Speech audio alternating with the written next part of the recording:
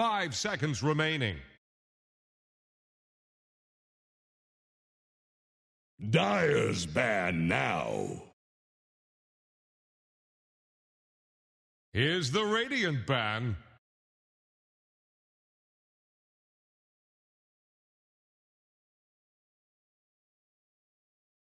The Dire get a ban.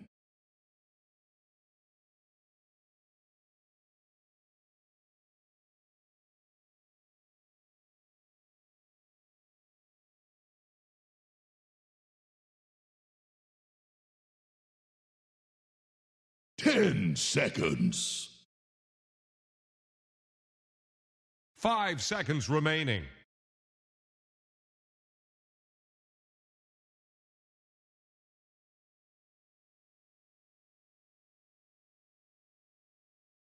Lakad mo, Toton! Normally.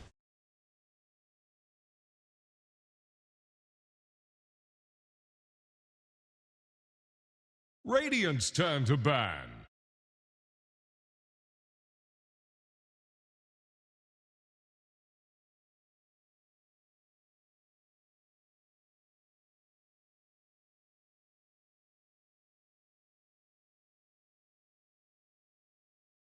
10 seconds.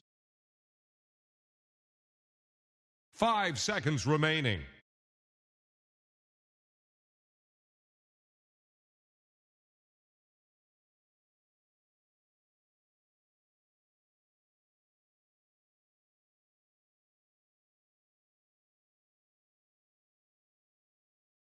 Dire's turn to pick.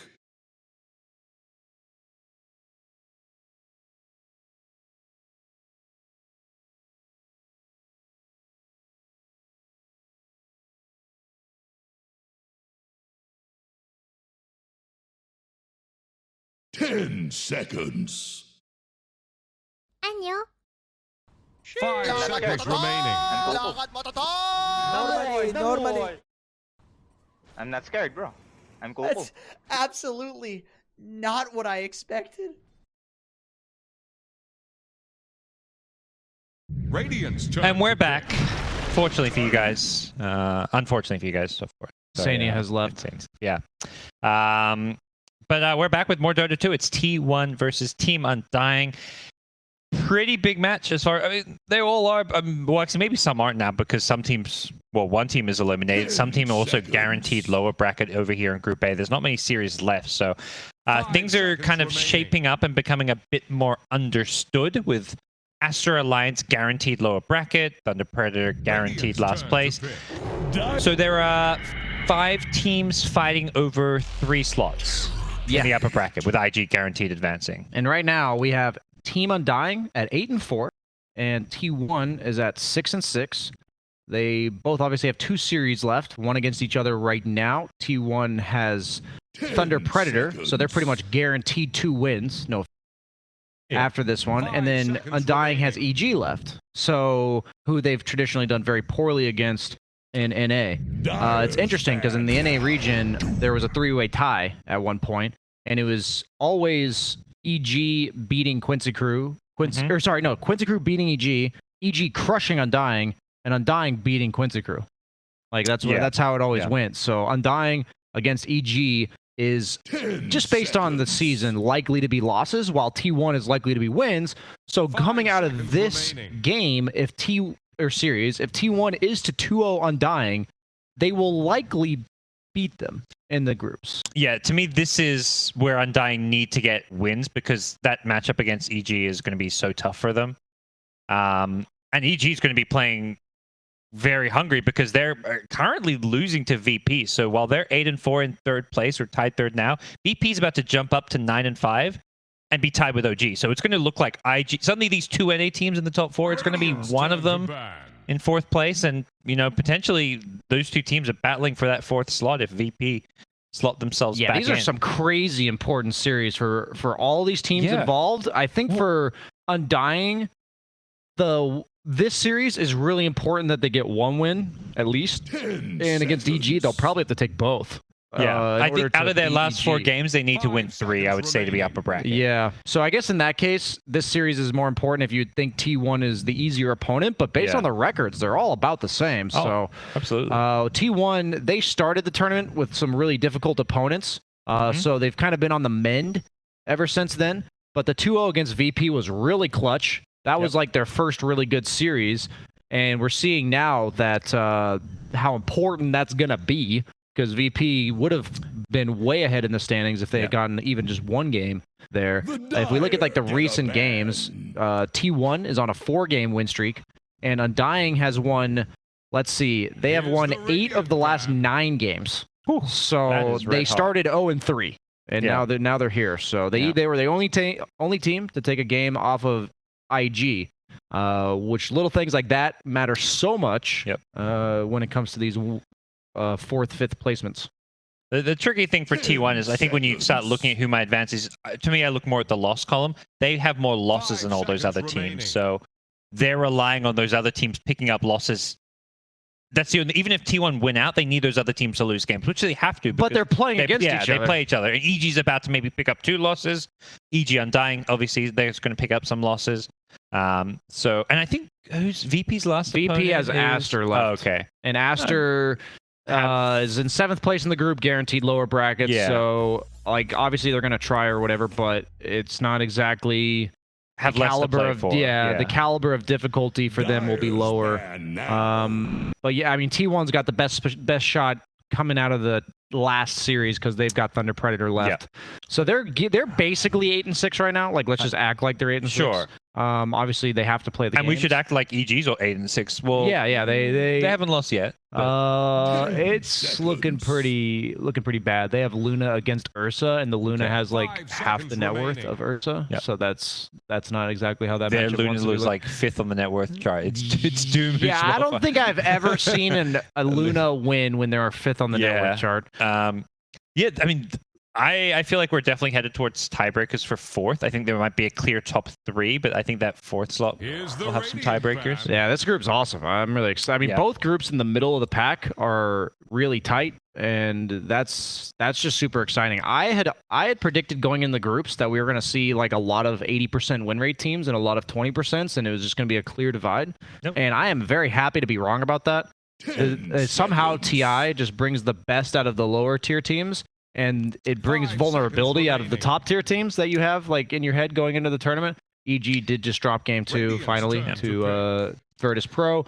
And in this series, we see T1, one of the few teams that's having success with Doom. They're probably one of the most Doom teams out of all of them. They kind of brought it to the meta. I feel like other teams are kind of taking it from them almost. Haven't seen them be so successful. Yeah, I'm looking through it. They've actually picked Doom 3 times. They've only won 1 somehow. Their last 4 games, they actually have been losing with Doom, but it's been banned against them in the majority of it. So people are still respecting it. And it's been banned in the 2nd round most of these games. So they feel the need to pick it in the 1st round, which maybe they're thinking it's like a flex pick, so they want it. It's kind of interesting. I thought they were successful, and then I looked through their game history, and that's not the case.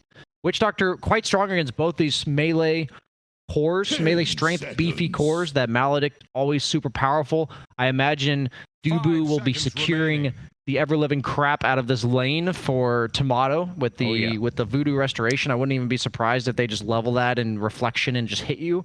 That's seemingly the way Terrorblade's getting played a lot nowadays. And you rate Dubu very highly. I respect Dubu immensely. We were talking about who we thought the best 5 position in NA was, and I think Dubu's in contention, if not the best. I think he's insanely smart about Dota, and his skill comes from his ability to communicate the state of the game to his team constantly. I don't know if you guys have ever seen his stream or watched him play in pubs, 5 seconds but remaining. it feels like every game you're against Dubu, his team is on a better coordination page than yours is every single time. And if you can do that every single game in pubs, I'm sure a lot of these captains do it for their team in the matches themselves.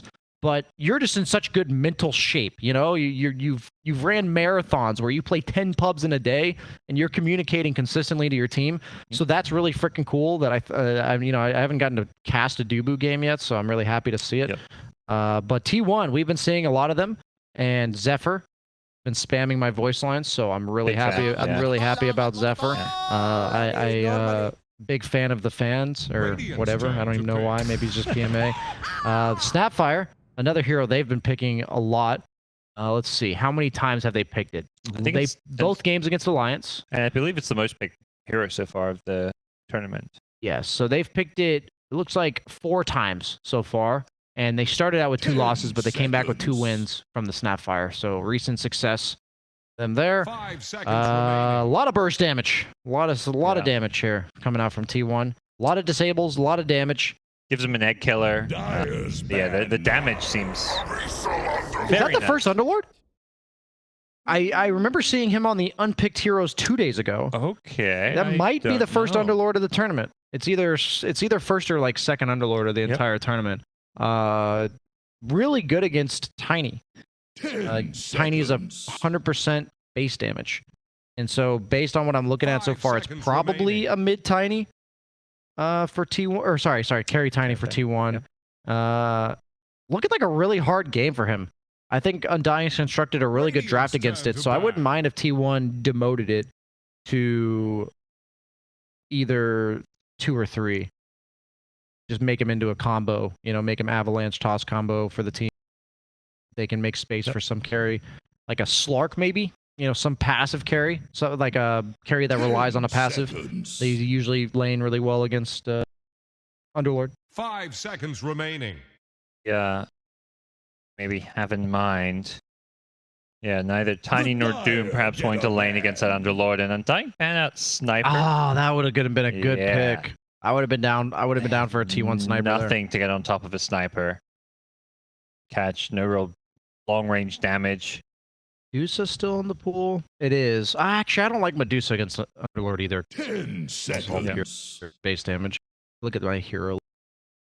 5 Drow seconds Ranger. remaining. The Lifestealer's still in the pool. Lifestealer. Lifestealer would be really good. They've picked it several times for 23 Savage, so that would be a solid pick. I would like that a lot. That's a passive hero. The Radiant's Underlord turn to bat. Underlord aura no longer goes through BKB, so Rage will be strong there.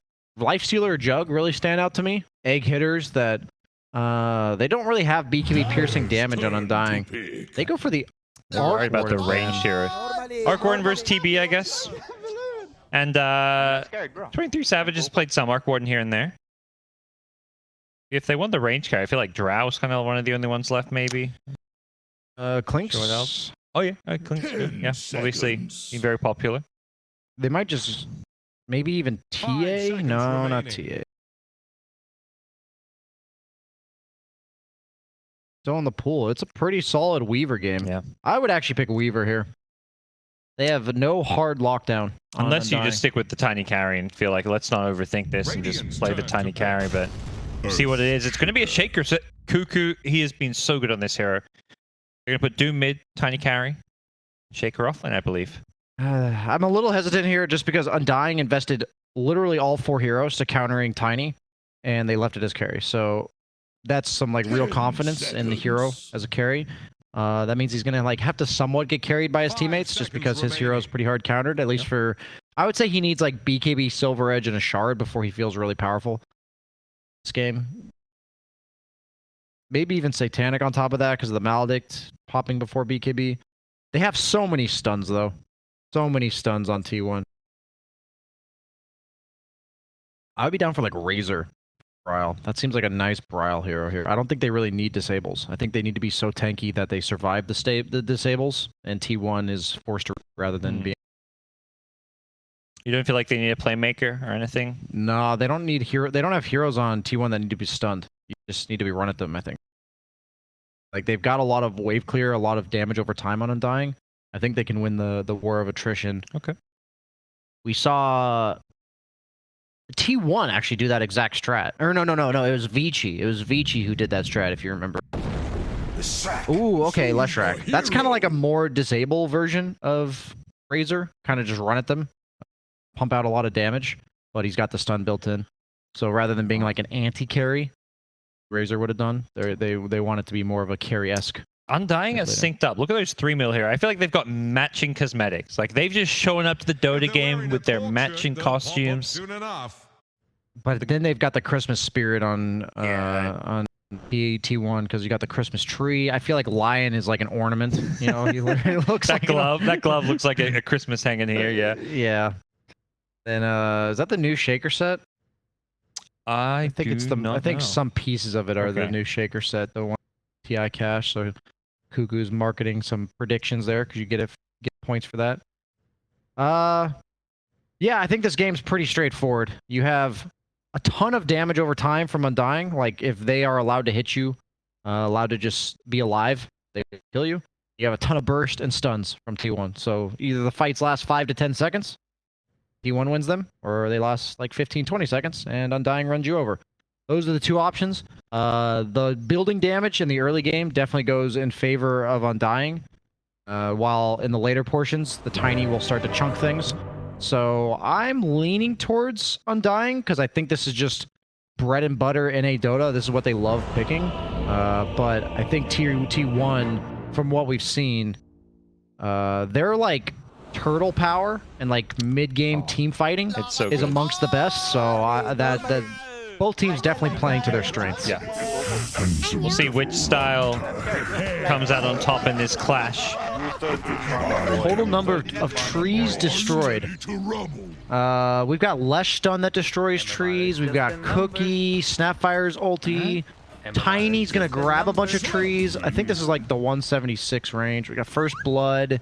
There's gonna be some action in this game. I'm going 0 to 3 minutes. What team will win? Oh man, that's a tough one. You said Undying before. I said You Undying. slightly I favored them. gotta stick with. I'll go T1. I think Keep it's it like balanced. 55-45. I like both drafts a lot. Network Doom. Doom. Highest Oh, it's net worth Carl? game at the end. I'm going Or Tomato. TB, yeah, Tomato. Like even if you're losing as TB, it's usually like TB and then 3 heroes in the game. 23. It was the same way when Quincy Crew picked TB and then he lost the rapier. So I blame Yawar for buying a rapier, even though it's probably the right item there. Yeah. Yep. Tomato, just don't buy a rapier, my friend. I have a lot on the line here for my predictions in client. Okay, so let's see. Looks like they were looking to get some favorable like laning information. Maybe they're looking to try lane potentially. Underlord is an amazing like solo safe lane off lane hero, but they've elected to stick to normal stuff here. Tomato making his way back bottom. T1 content to... Oh, it looks like they were doing the same thing. 23 Savages navigating his way back top as well. Doesn't look like either team is gonna do anything crazy or mix up these lanes at all. Mostly what you'd expect. Last time we saw T1's Carl in the mid lane on Doom, he destroyed VP's GPK Are you ready to with that Harpy creep. Yeah, I'm wondering what he's going to do without the Harpy creep. So I kind of want to see no Harpy creep this game, just to like see how much it affected things. But we'll see what happens. I want to see a repeat. That was a lot of fun to watch. All I'm saying is like, how much does the Yeah. creep matter? I imagine the Harpy creep is by far the best one. The movement speed creep's probably pretty good, and the frost creep is also probably pretty strong. If he goes for that early, probably second devour once it comes back up, maybe on the small camp, depending on what spawns there. We're gonna see what happens here. Ready? They have the ward to scout it out too. Ah, yeah, that's a nice added part of it. Got Gets the frost creep. Okay. Not nearly as good as the Harpy. Yeah. Will be why do you think Underlord's not being picked much? Just very situational, or It seems like stun heavy off lanes right now. Like the only non-stunning offlaner we've seen is the Lycan and the Doom? yeah. Timbersaw? And literally every other offlaner apparently. Venomancer, That's 3 Kevin. Necrophos. I honestly think he's just an inferior version of a lot of these Yeah. ranged heroes. Is now that I'm saying it out loud and you're forcing me to prove my point here. I think like Veno and Necro have been in favor as like the aura building DOT heroes. Yep. I feel like not many teams are known for their Underlord play. It's not like a common offlane hero for many Yeah, offlaners. he's super exciting. Yeah. I push Q. I have damage. Yeah. Hit creep. Definitely snoozy. Even like the Doom, you're just farming there, but it just feels like Doom is more exciting. Yeah. A lot of battling back and forth between Bryle and Carl here. Yeah. They're going to end up trading water runes, I imagine, is Carl. A bit of a health and mana advantage. Didn't end up devouring any neutral creeps just yet. Probably not worth going top. out of his way. I did hear his health getting low, and I'm like, oh, gotta pick it out. And then I'm like, wait, it's the Underlord. It's an Underlord Phoenix lane. They would have to be getting killed over the course of like 4 minutes. I'll keep an eye out for you, but Yep. I have a hard time imagining 23 Savage unless he messes up the regen game going down here. Yeah, maybe a support might get caught out of position or something. He's got 2 salves on Whitemon. He's ready. He knows what kind of lane he's in. If there's a first blood up here, I feel like it's more likely going to be like Moon's Phoenix going down. True. Like, to like a Lion Tiny combo. He's also got a salve of his own. I feel like nothing's happening in this top lane. Carl sneaking in, looking. Oh, he doesn't actually have to. For a second, I thought he was looking for a Devour, but he's just stealing this bounty rune. And he's going to TP back to his tower. It's more than 100 gold. He didn't miss any creeps there. Yeah, doesn't miss a single creep. TP is like an 100 gold investment, but the bounty rune for his whole team is well worth it. It's only an investment if he doesn't die and he has to buy his own TP. So we may be seeing some tactical feeds for Carl in the future. Yeah. Gets the bottle refill, so it makes it much less likely he's going to die or something will happen. So puts himself in a pretty good position here as next Devour comes up. He also got to scout those neutral camps, probably wanted to see if there was that Harpy, but it's not the case, and he'll fall back now, and we'll see. Is he gonna eat it, or is he gonna go get the Wildkin? I think the Wildkin's devourable. Scout it, yeah. It's yeah, it is. Level 5 creep. Yep. Scouts out, that's some bonus armor. And if he gets a massive stack going, he can tornado it. It looks really stupid when Doom tornadoes. Yeah, the Doom dance. Little weatherman putting his arms up in the air. He looks like he's doing some ritual, you know? Yeah. Oh, absolutely. I love it. It's one of my favorite things to see in Dota.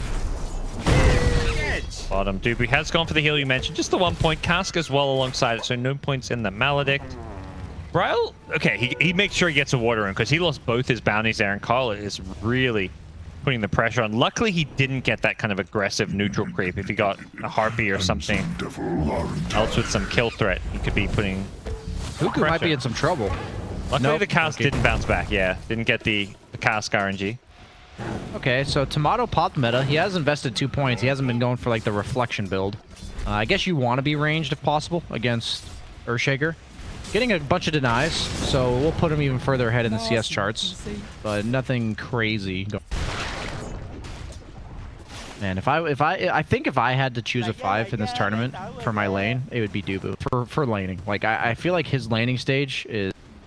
Whenever you play with him, he tells you exactly what he wants you to do, not just like what he's gonna do. A lot of supports will call like I'm gonna pull, stuff like that. He just he literally tells you I'm going to do this and you need to do that. I'm like, oh, thank you. I don't have to think, I do not have to think for myself. I will mindlessly hit creeps here. Every now and then I sneak my low immortal ass into one of these high MMR games and getting someone like dude. It's so much easier because you, like you say, you just focus on playing your hero. Yeah. You don't have to worry about the decision making about when to rotate as much because Dubu will tell you, oh, TP top with us. Come, come sync up or whatever.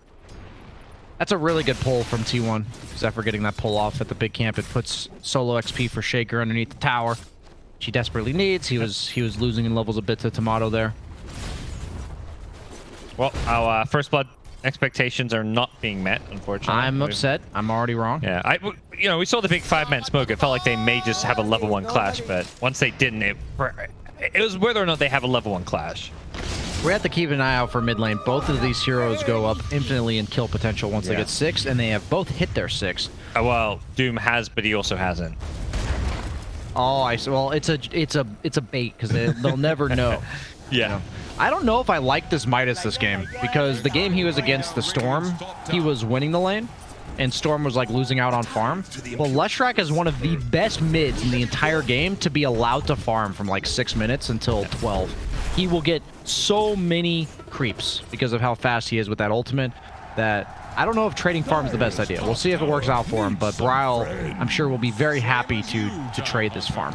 I gambled. You lost. See, Bryle continues to play the farm game, or if he makes any kind of moves anytime soon. 7 minutes approaching, so that means some neutral items will be coming available, so I imagine both teams will be looking to at least hit the jungle a little bit. Ideally, finding some stacks there. Like Zephyr going to make another stack. Carl also stacking up and farming. The stack game's really important here. It's always that 7-minute mark where it feels like they stack and then instantly farm it because they want those neutral items. Yeah. Gets the Possessed Mask. Not nearly as good on Tiny as it would have been last patch, as they changed it from 7% lifesteal to 7 per attack. So it kind of sucks on heroes like Tiny that attack pretty slow and have massive damage output per attack. Meander spamming some voice lines. I like it. Even Saberlight's hitting up the neutrals. There are so many neutral creeps that are going to be farming this game. Tomato's farming neutrals. Carl's going to another stack of neutrals. What I'm hearing is this is a perfect game of NA Dota. This is NA pubs in a nutshell. And this is Undying. They're in their element here.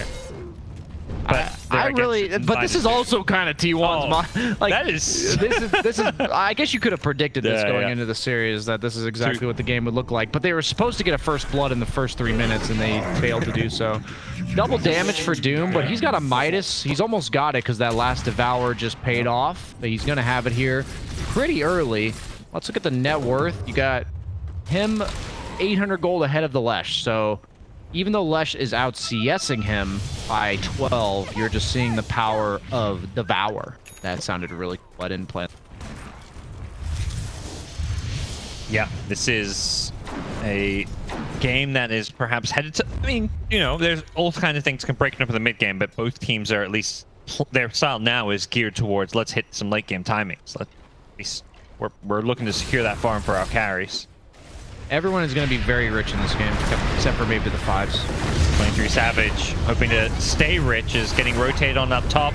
Can he get away? He gets cookied out of the Leshrac damage, and now Brawl could be in some trouble, but... Nice Underlord ult to get out of here. Dark Rift, he says, this is bad. We don't want anything to do with this 4-man rotation. Only Cuckoo doesn't show up. He still sticks at bottom. Tomato went mid too, so if Braille TP's back mid, there might be a lot of pressure they can create immediately. He's actually going to TP back bottom, as we see Cuckoo going for the solo kill. He wants those Cocoa Puffs from Moon Meander. Not going to get him. Cocoa Puffs come with a bite as Cuckoo now on the run, but there are 3 heroes with Leshrac cutting him off. Cuckoo. Done. Oh, the blind stun. Got him in on the edge there as Cuckoo. Going to do a little bit of damage before he goes down, but that is first blood at 9.5 minutes as we all predicted. Exactly according to plan. That's such a late first blood. Holy crap.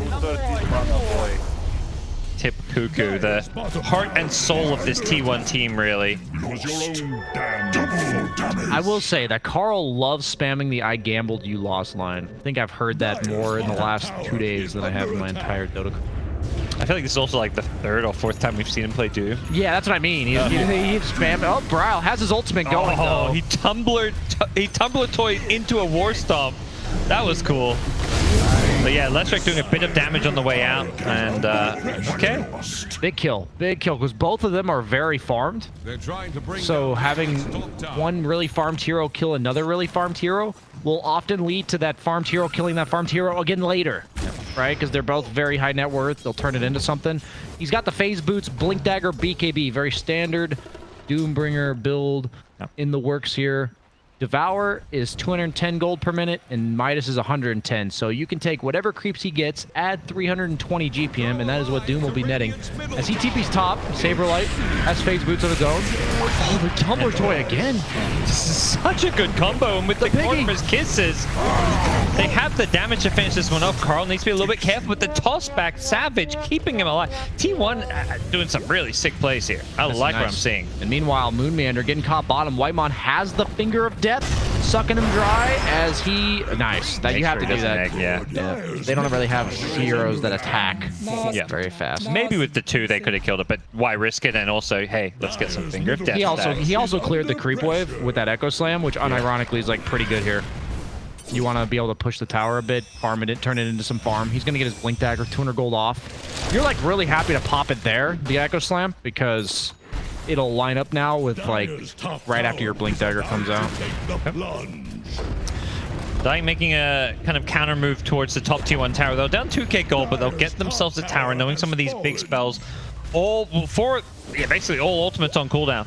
He went straight Blink on the Doom, so he skipped the phase boots. Okay. Looks like they want the double Blink coming out at the same time.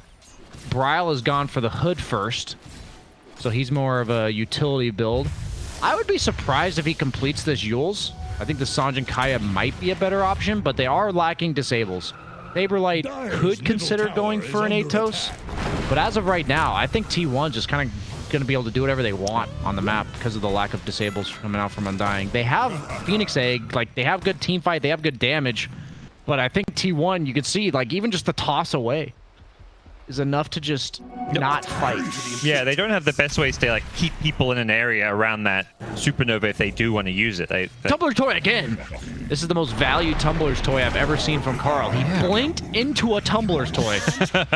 That initiation range, 1500 with the blink, 1200 plus another 300. That's some serious catch. Yeah, it's really cool looking too. It looks like he's like a rock skipping in the river. He's like blink and then whoop. One of the heroes that takes advantage of it better than most with the War Stomp. They are waiting and baiting here, waiting to see if anyone pokes their nose into this river. The plan here. We've also got a 5-position Lion just farming a creep wave. That feels like Find Tomato here, blink in, stomp with the Doom and the Mortimer's Kisses. They've got the kill. Cuckoo tips before they've even finished him off.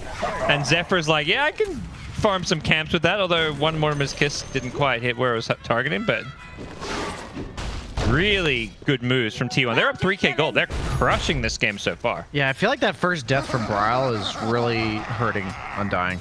It's just the fact that you had 2 momentum-based mid laners, both of which were very farmed, and now the one that got the first kill is the one running around killing more people, while Bryle feels like he kind of needs to recover a bit. And you're seeing it show. Obviously, Doom has the Midas, so he's always going to go ahead in net worth, but already 2k ahead of Bryle after that first kill. It would look like the opposite if Bryle had gotten the kill first, but they just don't have playmakers on Undying. Yeah. And usually with Doom, we complain that they lack stuns, but every other hero on his team has 1 or 2, or in the case of Earthshaker, 3 stuns. So they have a lot of stuns. Yeah. And even Doom himself has found a way to be a stunner with this Tumbler's Toy War Stomp. As tier 1 tower mid being seized, they want to fight while the Doom is down. This is what Undying have done well. Blink Echo Slam though, looking to stop this push, and they're going to use the Finger of Death to pull up the TB. They weren't ready for Cuckoo's Blink.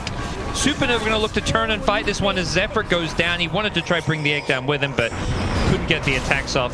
Fast little Underlord pick there. Cuckoo doesn't get a chance to blink away with the Sunray coming in clutch. It takes so long for them to kill him though, because he's just running.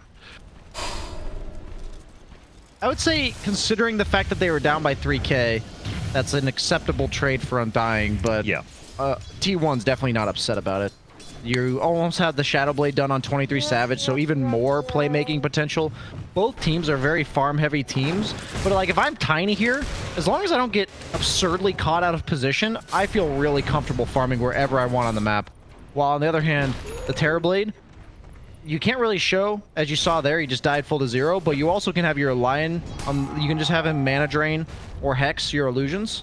So it's going to be really hard for your illusions to find farm either. So yeah, it's a big part of the line pick, which, you know, we always used to see line picked a lot when TV was there, but bit of a comeback. White one, I think it was like level 26 line, that master tier as well. Quite the Lion spammer. Yeah, I don't know. I feel like every time you see somebody's a master tier at a hero, it tells you a lot about who they are as a human. The Whitemon just, it tells me he really likes to like grief the enemy carry. That's what it feels like. Because no carry generally wants a 5-position line. Like usually it's not a very strong laner, but he's saying that he wants to grief the enemy carry later, which honestly speaks kind of to T1's style in the sense that they always find the farm for 23 Savage, so why not just disable the farm of the opponent? Makes sense. They're about to have the top 2 net worths in the game, as 23 Savage is about to pass Tomato here. Yeah. I almost said Yawar, but mixing up my carry players. The Undying, kind of just by nature of their draft, having to just continue farming. Like they can't really play this let's make plays style when they have an offlane Underlord, a mid lash, carry TB. None of these heroes, yeah, they don't make plays. They don't really easily smoke up and kill stuff. They can still go for that. And it looks like that's going to be the call here as they group up around mid and go for a smoke play. Connecting a top with the Underlord, it seems, although none of T1's heroes are anywhere in that area. I really want Saberlight to build an Atos. I think they have to buy an Atos. I don't think Bryle can afford to buy a Yules, because it's not at all a defensive item for him, because if he comes down from the Yules, he'll just die. And if he uses the Yules and he tries to like stun somebody, he'll just get fissured. So I think their only way of building a stun anytime in the near future is Saberlight. Yeah. And meanwhile, like we said, they've got a metric shit ton of stuns on. Yeah. And when you say building a stun, it really would be kind of almost their only stun. Cask is not like an initiation spell. You can run pretty far by the time the cask hits you. Yeah. And Witch Doctor's not like running in the front. He's going to get comboed by a Tiny or something if he does that. Because they lack stuns and lack reach, we were talking about the power of like the sniper pick last because they banned it out.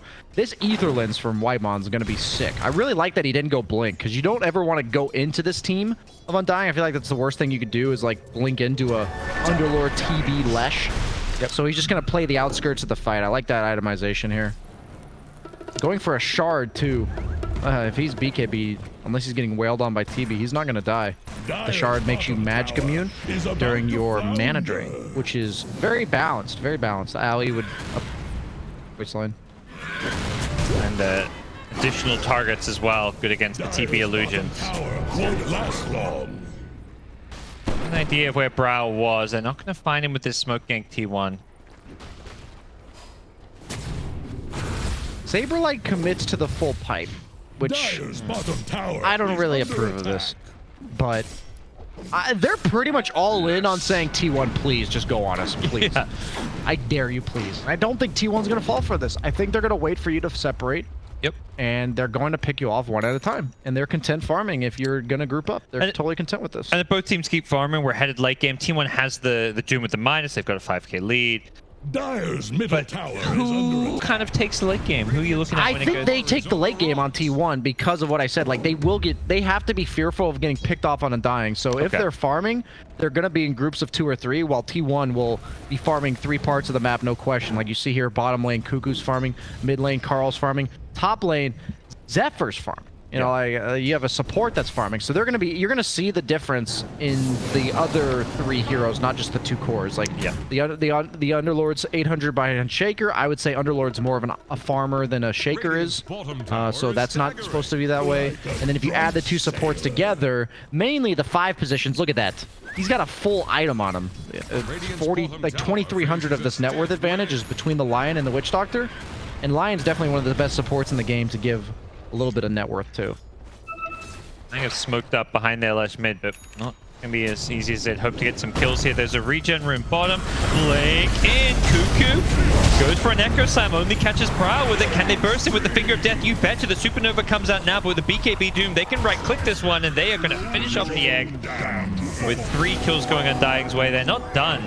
He didn't have his ult on Lash, so he just did nothing that entire fight. Carl finds him with the Infernal Blade, and Tomato's just like, get me out of here. He runs back to his triangle.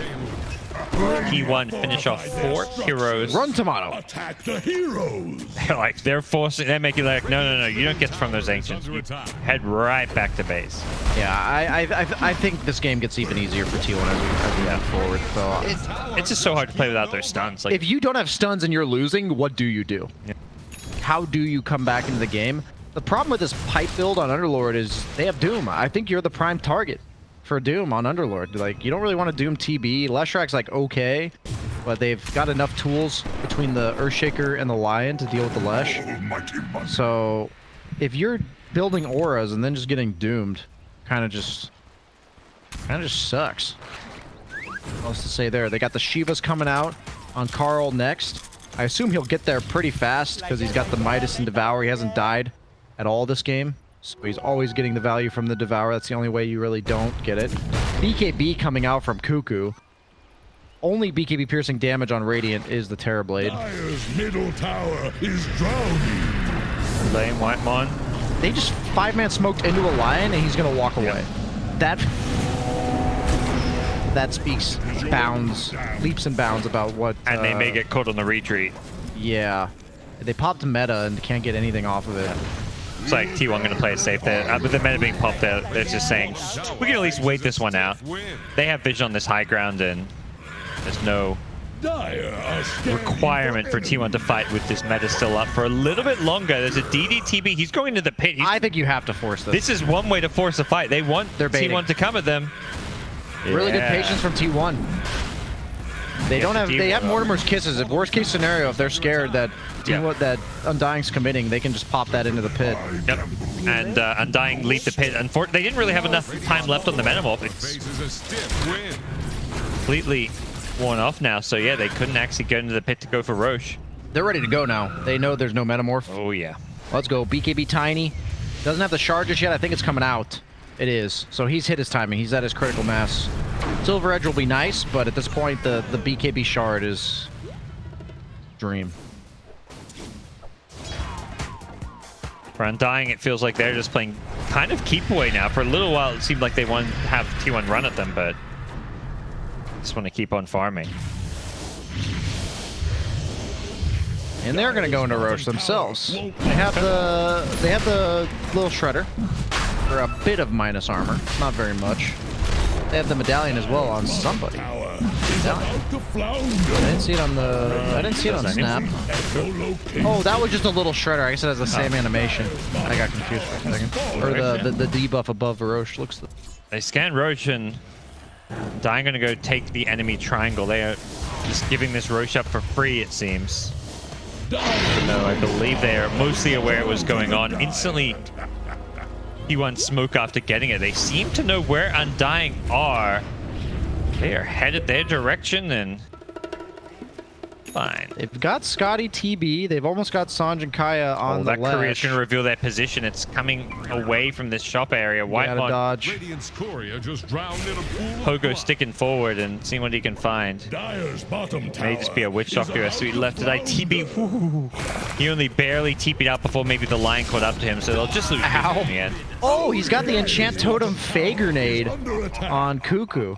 Usually I've heard that's kind of clunky and it's hard to do, but I was like, how did he just like literally one-shot Dubu? And what happens is if you enchant Totem, you get the buff where you hit for like 700 damage. The Fey Grenade applies that 700 damage without using your attack. So you effectively get 2 enchant totems when you go on the guy. So that's exactly what just happened. Dubu full to 0 there. That was cool. I like seeing people use neutral items like that. Fey Grenade's an interesting new item that I would say is underwhelming on most heroes, but any hero with high damage, such as Tiny or Shiger, very useful. Yep. He's using it to farm creeps. That was cool. He enchant totem to hit the big creep and then Fey Grenaded it and it just died. I'm done fanboying over this Fey Grenade usage here. Definitely one of those like items that feels like people are still trying to fully figure out a bit. How and where Yeah, it's only a best couple used. months old. Yeah. Silver Edge done on 23 Savage. The new Silver Edge not only does the bonus damage and the break, but it's a guaranteed crit on your first attack. So on a hero like Tiny, who already hits for 370 damage, it's a lot of damage. Oh yeah. This Tiny is getting very big. Hits level 20 now. Gets some extra status resist. Silver Edge, for the most part, is the best carry item of the patch. It feels like if you're a carry that buys Silver Edge, you are innately buffed this patch. A lot of the reason why Tiny is so prioritized in the drafts. I could have said broken, but I'm going to say prioritized in the draft. We're gonna be seeing a lot of Tiny picks and/or bans. There's straight up like 4 to 5 counters on Undying against Tiny, and he's still #1 net worth. But they almost overdid it, is the problem. Like, they didn't get a well-rounded draft. Like, obviously, That's the true. big thing is the no stuns, but it's like, yeah. That is absolutely true. It does feel like their overall draft is weaker because of that. And Tiny's not even having a bad game because the rest of his team's having such a good game. Nice job finding Moon TPing out, but they were just out of range for any kind of line disable. Nice fissure block by Cuckoo. Okay, Tomato can he stuck. force this fight? 23 Savage gets the toss back, and uh-oh, Bryle in all sorts of trouble. damage. Cuckoo makes sure they secure the kill. Just happy to throw a solo Echo Slam for this kill. That's how confident they are. Throw the tree. Cookie forward. He's invis for now, but he's going to be popping out in just a second. Doobie goes for a last-second cast here. The Phoenix gets the egg off just in time, and that's a great egg. We'll bring down the 23 Savage Aegis. Yep. The backlines, they did get the Lion kill. He does not have BKB. Still have Doom though. Yeah, with the Doom there and Shiva's done. Jesus. no Supernova. I don't think Undying have any hope for this fight. Yeah, Shiva's now has the 25% regen reduction, and Bryle's entire build, Sanjin Kaya and Eternal Shroud, is about like standing his ground and sustaining, and that was already not happening. See it again here. You see it, like he's just standing his ground and still dying pretty hard to the Tiny. I like Cuckoo just throwing an Echo Slam off, not like a big one, but just because he knows that Lesh is trying to lifesteal back through with the magic damage. He's like, okay, we gotta burst this guy or this fight could go south. Yeah, they just have so many stuns and overall scary ultimates that it's fine for each one to just kind of chuck it out. You're also, when you have a massive lead, there's no reason to like hold on to spells. Your hero's items alone will often be enough. And it is now 15,000 gold in favor of T1. Feeling No sign of stopping here. No. Let's go. Yeah, we Wrap it weren't super feeling strongly about either side at the end of the draft, but we're quickly seeing some of the shortcomings of Undying's draft. As T1 looking for that killing blow, they've smoked up. Find here, Moon glimmered up is going to reveal himself in just a second, and Cuckoo has a fissure and plenty of follow-up if he needs it. That's maybe. the Fey grenade. Oh my god, the Fey grenade. Wow. That owns. I've actually never seen it in action. I've only heard of it. Yeah, teammates were kind of backing him up, and Cuckoo's like, I just got this by myself. I'll solo kill him. Yeah, that's quick. The fact that you usually have to chase them down for the second enchant totem, and you know the Fey grenade also gives you a little bit of movement speed. Player with highest net worth is Carl. I need you to step it up, Tomato. Even if you lose this game, I need you to be highest net worth, my friend. It's tiny? Oh, it updated. It said Carl. Maybe he dropped something for a second, like dropped an item on the ground. Oh, it was probably on the courier is what happened. Okay. Because the courier like takes your net worth away for a bit. I think that's my prediction. I need 23, there we Tomato go. to do Terrorblade things and be highest net worth, but still losing. That's what I need. Dude, we're so up on the trees. Wait, Should've what gone is it? 500 plus. It's already at about to hit 300. Oh my god. Oh no, it's by 30 minutes. Oh, okay. Oh, Oh my god, this is clutch. I get the Duke kill the Leshrac as Saberlight was trying to save him. Backlines here. Looks like T now. I need you guys to chill on the tree destruction 24, so it's by 30 minutes. Oh, we're fine. Yeah, we got this. here. Nice, We are Law. tree wizards. Why does it keep saying that 23 Savage is like the highest net worth? Like, why is he dropping from highest to next? You know what I mean? Like, I thought he was highest just the whole time. Yeah, I wonder if Tiny's doing something like dropping an item on the ground like his tread. Oh, maybe he's dropping to like stick or something, you know? He hasn't. I was thinking that, but he's been sitting on 21 charges for a Okay. while. Whatever. Goes for the break, but gets pushed back. Nice psychic headband to keep the Tiny away. And that wastes his BKB as well, so... Ooh, with a cute little play. These neutral items. I don't think I've ever seen this much impact from the actives of neutral items. The Fey Grenade and now the Psychic Headband. Got the Ceremonial Robe. The Blast Rig. I don't know. The Ceremonial Robe is pretty broken for the Dire Squad. It gives minus 10% status resistance and minus 10% magic resistance for the enemy team. And they have a lot of stuns and a lot of magic damage, so they're just taking that much more damage. Faces a stiff win. Not good. Moon Shard for 23 Savage. Really nice against the Phoenix on Undying. Is under attack. He comes Undying. Things have just been going Bottom tower has rung very its last hopelessly bell. for them for quite some time, and this could be their kind of last go at Carl's turning this poised game to break around. the smoke, but they're Yep. actually going to miss it. Yeah, can they blow him up though? He's got no BKB. This is a great kill for them if they can get it. And I believe they should. The fissure, the cookie out, not going to be enough. So they get the kill. They would love more here with the Metamorph being committed. I'm not sure if T1's going to give them more. He does have the Atos. 4 seconds for Saberlight. The one disable they kind of have. They got him in the pit. This should be a second kill. So nice move from Undying. It's, you know, it feels like the first step of what needs to be many to get back in this game, but it's How many it's a good steps are start. there? How many? I'd say it's at least 7. That happening 7 times, yeah. Yeah, I mean, something killing like that Tiny happens. 7 times, yeah. If it's Tiny. Yeah. Even like 3 or 4 if it's I Tiny. think like crucial core kills is what I'd mean by 7. Like if it's like Yeah. a Doom kill too, because he's got freaking Shiva's almost refresher on the Doom. He's rich. 7's feeling about right with the deficit they're at. Ooh, the Blast Rig against the Illusions. That's value.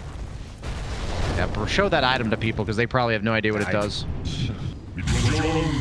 Basically, it's really good against like Slark and Ursa and PA. Super annoying for those heroes, but the active of 300 damage just killed the Terrorblade illusion. Also, we got the cool Twitch extension. Fan and bookers. Oh, so, yeah. We yeah. don't have to show you guys. If you don't know what an item does, As long as you're moused over the hero, right? Yeah. You have to be selecting them. I think so. Or you can. There's even a shop button you can click and open up all the items in the shop. I don't know if that includes. It probably could, because yeah, you can tab over to the neutrals. Yeah, Yeah, probably yeah. does. Yeah. You There guys are new to neutral watching items in the Dota? game, by the way, guys. Just in case you needed to remember an extra 70 items in the game. They are there. You'll probably know by the end of the tournament just in time to watch for next year when they're all new. I find them harder to remember because it's like you never include them in your build, like for heroes you play, because it's just like kind of there's randomness with which ones you Yeah, the only reason I know all the neutral items is because I play a lot of Dota. get. Yeah. And I don't That's think how there's you do any it. other way to know them, really. I mean, going up to tier 3, tier 4, there's not. You know, you see them often enough that you figure out what they do. The tier 5s, tier 5s are the ones that you kind of forget about. That Fey grenade just insta-killed Dubu there. Oh, quick jump, quick couple of kills. It just seems so easy for T1, right? Like, obviously they have a massive net worth lead, and we just saw how many stars had to align for Undying to get 2 kills. And it feels like they literally just saw them, pushed a couple buttons, and killed them. And it was 2 kills that didn't lead into like any kind of objective. And now this is just a rush. Yeah, it was so deep on the Radiant side of the map there was nothing they could do after getting the kills. Oh my god, he got the refresher on Doom. Got 2 Devours. Hear me out. Look at it. Look at his buff bar. And 2 Midas usages. That is Oh, he's the yeah, dream, he man. is taking over that top net worth slot now with the refresher orb. When those Devourers tick off, oh man, that's 420 gold, blaze it. That's gonna feel so good. 210 per Devour, people. Got all the Scorched Earth damage talents, and then he has the Doom DPS talent. So Doom is 16 damage, or sorry, 16 seconds of 90 damage. That is 1,440 pure damage. That's like all of Leshrac. That's like 2/3 of Leshrac's health, ignoring any other source of damage. And for Terrorblade, that's about half. So that's a lot of damage. Will he go for the Ags is the question. Extends the duration by 4 seconds. Also break, or 6 seconds. But now looking at the Arcane Blink, wanting that cooldown reduction. It's actually really nice for nice. the animation too. And make sure cast animation's lower. So Doom is a really annoying spell to get off. Tiny in the front lines here. Stun up the Leshrac, but Bottom tower is about to flounder. back off a little bit. Zephyr's been so clutch with these cookies. I feel like there's, because of the lack of disables, that it's effectively like a force staff, right? The cookie's been enough to disengage in a way that they don't have to like pop BKBs or anything else like that in order to survive the onslaught of the spells from Undying. I don't think Lincoln Sphere is your play, Tomato. I think you have some serious damage issues. I think we need like Daedalus Rapier and hope for the best, but then again, you'll probably just die, so I don't know. Or get doomed, or Tiny gets on top of you. It's so many things that, like, damned if you do, damned if you don't. Whatever item you go for, there's going to be a downside to it. You generally don't itemize to live when you're losing. Yeah. It's not really how you want to come back. Because usually when you're winning, the way you lose is by dying. When you're losing, the way you win is by killing them. Yep. So often, that's how you have to itemize. Kind of similar, like you often aren't going to be saving for buyback when you're losing. You just want to buy whatever items you can get. Yeah. It's like, you're not going to suddenly kill this Tiny because you have a Lincoln Sphere. That's not... Please do not buy... He bought Lincolns. That is very NA. I will say that right now. That is an incredibly NA way to buy items. Caesar Doom and the other team's like, I'm getting an item for myself. Yeah. Lincolns. Yeah. I'm telling you, I've done this many a time. I understand why he's doing it. I don't approve, but obviously they're doing good, it turns out. Top tower. I just don't know how they're ever going to bring down more than one hero on T1. I feel like they have to throw the entire kitchen and the sink at one hero to get anybody. They do have the Blink Dagger on Brile, so they have like a little bit of mobility coming in. It doesn't have like a sheep stick queued up or anything like that. What's Moon Meander going? Refresher? I'd honestly like to see a sheep on him. Like, I need to see some stuns, people. Well, you're about to see some from Cuckoo. Oh, no, he second guesses it has to be KB. They just ran a Dark Rift out. They've already lost Dubu here, and now the Doom comes out. He cancels the Dark Rift. They're going to buy back and try and take this fight. Blink, Echo Slam, the follow-up isn't there. Tomato. Double Doom. He's being doomed, yeah. He didn't beat KB. Oh, no. He goes down without buyback. He bought out, and now Phoenix on the run without a dive. Lions... Whoa, that gets pushed back. Decides against chasing. Catches Dubu with the vision. All right. Shiva's with vision. He blinks in. Oh, he blinked away. Okay. Oh, yeah. He's got that good old psychic he headband baited me. again. I thought he Yeah. blinked in. Okay. Another convincing teamfight win for T1. Now up 28k gold. No buyback on TP. No Metamorph even if he does respawn. Yeah, this tier 4 is about, or tier 3 is about to get like 8-shotted here. He's also got the Satanic, so this whole Underlord play of wearing you down is just not going to cut it. Radiant's middle tower. Blood Leshrac just playing the annoying high ground defenders. The Split Earth's just being spammed out. The Firestorm as well. I don't think 23 Savage cares. Yeah. No cares here. Satanic's up in Little low, 6 but- seconds again. To worry Might a bit lose about the Aegis. Aegis 20, he's down in timing. 23 Yeah. seconds. He'll probably 23 seconds on the 23 Savage Aegis. He's down to just I walk think he wants away to go and back get- in, yeah. As much as they'd like the melee racks, it's not worth potentially risking. Leveler, you probably keep the Titan Sliver, honestly. It's so good on Tiny. 20% base damage, and he has 340 base damage. So that's like That's it. 68 damage. He needs a little bit more damage, and that's a really nice item. Always keep the leveler for like a high ground push after you kill a couple heroes where you just want that building damage. Dire are scanning. The thing is, for Tomato enemy. only hits for, even in meta, he only hits for like 320 damage. It's really not that much. Right now, he only hits for 70. Spell Prism on Cuckoo. Blink Silver Edge on him as well. So you get the guaranteed hit on the crit of the Enchant Totem. So Enchant Totem gives him 400%. He's got 200 base damage. He will hit for 1,080 damage on his Enchant Totem. And then the Silver Edge makes it a guaranteed 160% crit. So he will crit you for 1,600 damage if he hits you here, Silver Edge. Sounds a bit painful. That Yeah, it's a sounds lot. ideal. He also has the shard on. They just have so much control. So scary for everyone. Undying. So, I mean, last time I saw them go for this 5-man smoke, maybe 10-15 minutes ago, it felt like one of their last big efforts to get themselves back in the game. They did kill 2 heroes that time. We'll see if they can Carl's get... got Refresher BKB. I don't know how this is going to work. Need to instantly stun him, and Carl, well, he just BKBs. Doesn't go for any kind of turn and doom play. He can refresh this BKB if he really wants. He may want to doom and refresh. No, he didn't get his big second he BKB didn't up. double BKB there. Yeah. Did he doom anyone either? He didn't doom anyone either because the cookie interrupted his doom Oh. animation.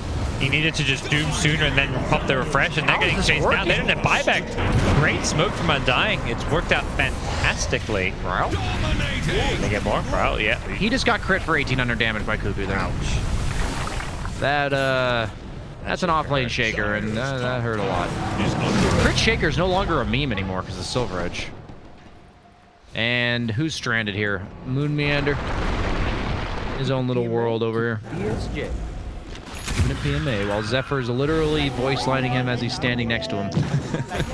You gotta respect the dedication and persistence of these liners. So the question is, when will Tomato deal damage? Does he just go Swift Blink yeah. Rapier? Is it just Swift Blink Rapier? The thing about Terrorblade is he scales a lot worse in the late game than he used to. His stat gains have been reduced just a bit.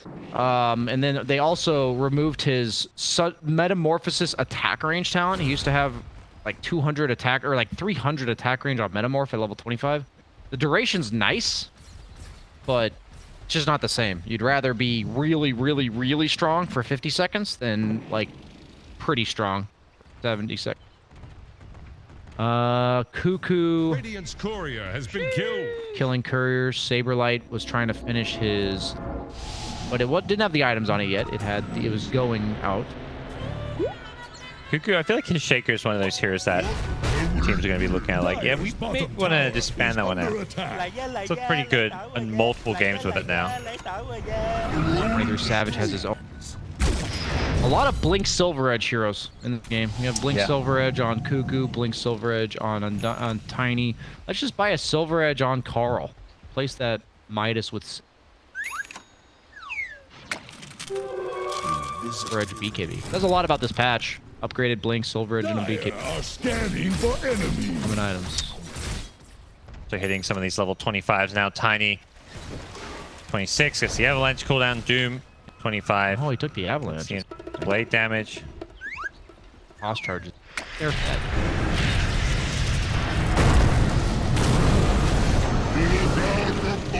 Both teams posturing around this high ground, wanting to play around their vision. Undying's like, we got this ward. We need to hold here. Hold the ward. This. Yeah, this is us. We gotta fight. We need to like lock them in this place with the TB Metamorph. Saberlight goes on the high ground. Has the BKB spider legs. Yep. It's a nice. Motto has no way to get past this Oh vision. no, and that's a BKB Metamorph that's being used. Maybe he just needs to buy a refresher at some point. Although that's, again, it's not damage. You want damage, and it's just not really coming from Tomato in some of these fights. I'm really not a fan of the Lincoln. The fight where he got doomed there, when he had the Lincolns, he was hitting Earthshaker like for 10 seconds and just kill him. So I would have really liked a Daedalus. Or even just a Silver Edge of his own, just some item that makes him hit harder. It just doesn't matter how long you're hitting people if you hit for 320 damage at 44 minutes into the game. Doom has 25 armor in Ashivas, so you're doing less attack speed. Tiny has 30 armor. Cuckoo's not got that much armor, but he's pretty elusive now with the Ags. Pretty hard to stick onto targets. Whitemon's gonna kill all your illusions. Got the Shard, makes it so that he rains multiple targets as well, I believe. Yeah, up to 3 enemies. Dying are near this Roche, but can or will they contest it? Not sure the answer is yes. TB. There's an Ag Scepter on the Metamorph. Roche. Who's taking it? Is it 23 Savage? Is it Carl? I like Carl. Okay, yeah, there you got 2 Dooms. Might as well make them last longer and break. Why not? They go blinking in instantly the second they finish off Roshan. They knew Undying were nearby, but Dying's like, yeah, we gotta get out. This one's over. Okay, Tomato sold his Dragonlance for what? Okay, he's got the full Swift Blink. They are now up by 40k net worth. Why are there so many games where people are up by like 40,000? Yeah, we saw last game. Yeah, it was kind of quite like 45-minute stomps. So that's what the secret one was. And this was, this one is one-sided right now, but we'll see if Undying can make some kind of a big high ground defense. This game's felt pretty one-sided ever since Carl killed Brile bottom there. Yeah. Like that was the beginning of the end, it felt like. Now they just start poking at the high ground. It's Tiny. It's a one-man wrecking crew when it comes to killing buildings. So maybe, do a few hits, gets low, has to back off and go for some kind of satanic lifesteal often.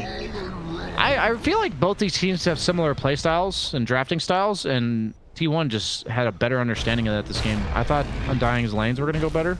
Yeah. And they'd be able to snowball, but at the end of the day, man, I know Kyle would have probably flamed me for picking the draft that had no stuns.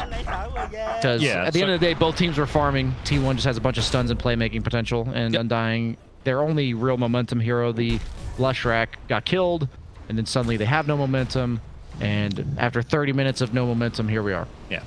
It's not like T1's played super active, looking to fight constantly. It's just whenever they do fight, they're getting those kills. Oh, it's so efficient. They're farming 3 places on the map for the majority of the game.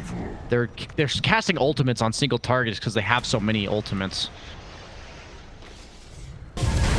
Savage, seeing what he can get. Blinks in God. just to do some damage. Oh my god. Like 7 or 8 shooting a tower, I feel like. Just a casual doom from Carl onto the Undying. Can they finish him off? The Totem Echo Slam in from Gugu. This is just space making dooms. Yep, they're just letting the Tiny take the racks while they zone everyone out. Whitemon getting low, the TB BKB. Able to bring down the line as 23 Savage. Yep, nicely timed BKB TP out.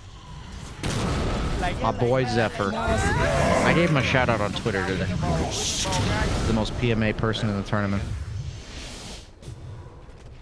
High praise. Yeah. Those are rare. I saw you shouting out Whisper as well. His offlane plays. I actually had never watched Zephyr before the Animator.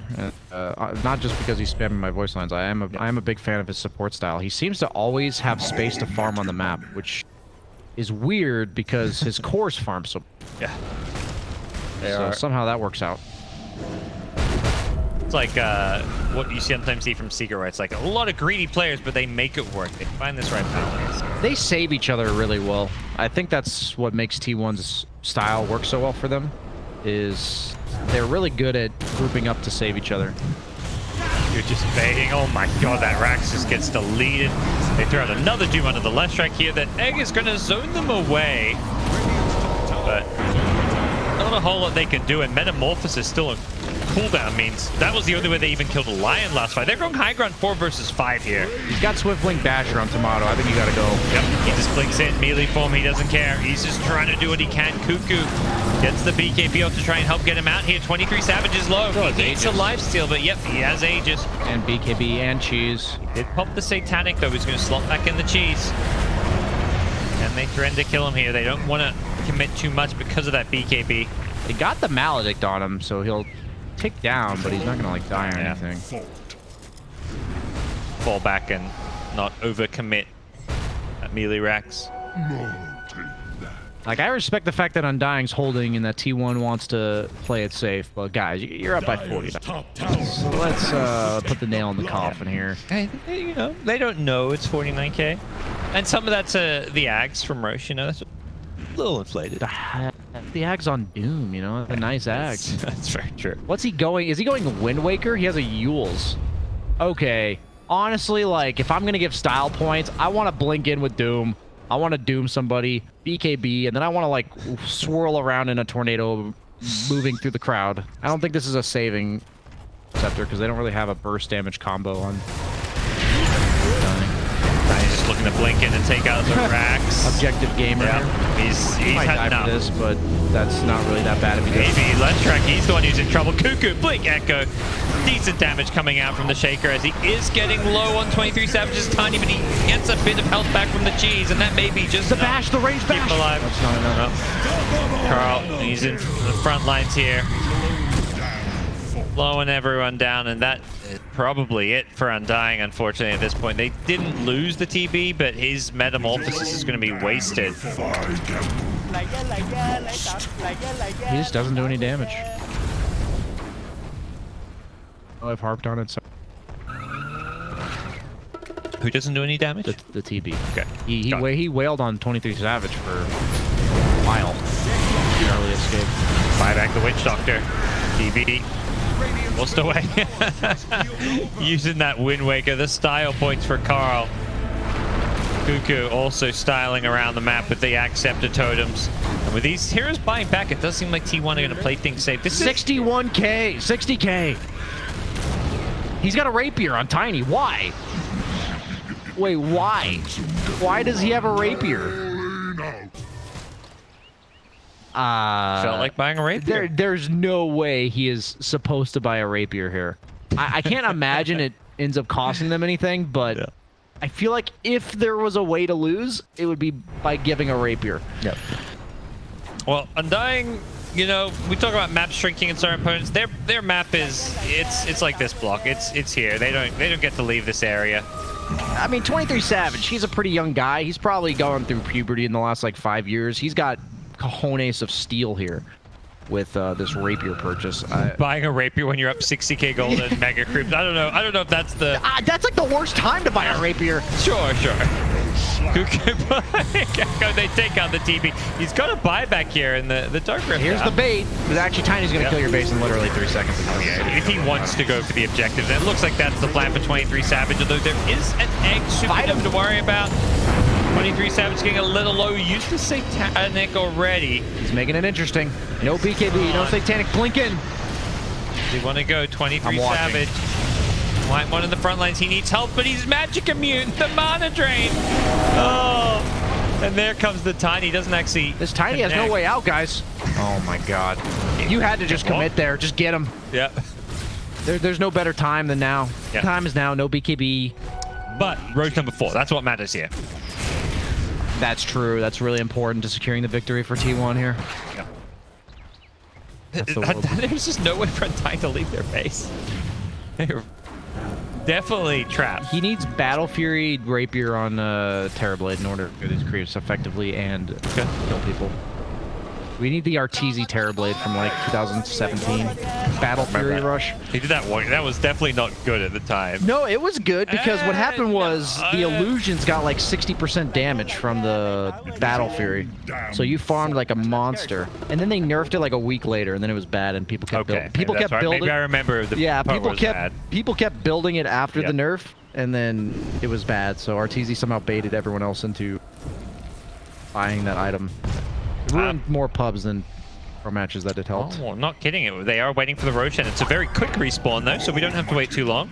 I want to see some Snapfire Ags. That's some style points. I want to see Ags into Wind Waker. That's a lot of style points. A mint amount of style points. Oh, he got bashed mid Ags jump on Cuckoo. I've never seen that. Give the Ag. No, don't give it to Whitemon. Give it to Zephyr. Finger on Lion, so boring. Yeah. Launching people, on the other hand, that's fun. T1 enjoying their extra bit of camera time here, as I believe most of the other games have ended at this point. He just doomed himself. Can't Wind Waker yourself when you're doomed. Blinking in, and he's going to actually manage to... He's actually going to die here. Cute. Wow. They're defending this. Okay, he has big KB. Oh, big echo from Cuckoo. There goes absolutely Moonhander. Destroyed too. Commander just straight died. Oh my god! Tomato was never even in the fight. Oh man. Well, 4 out of 4 predictions.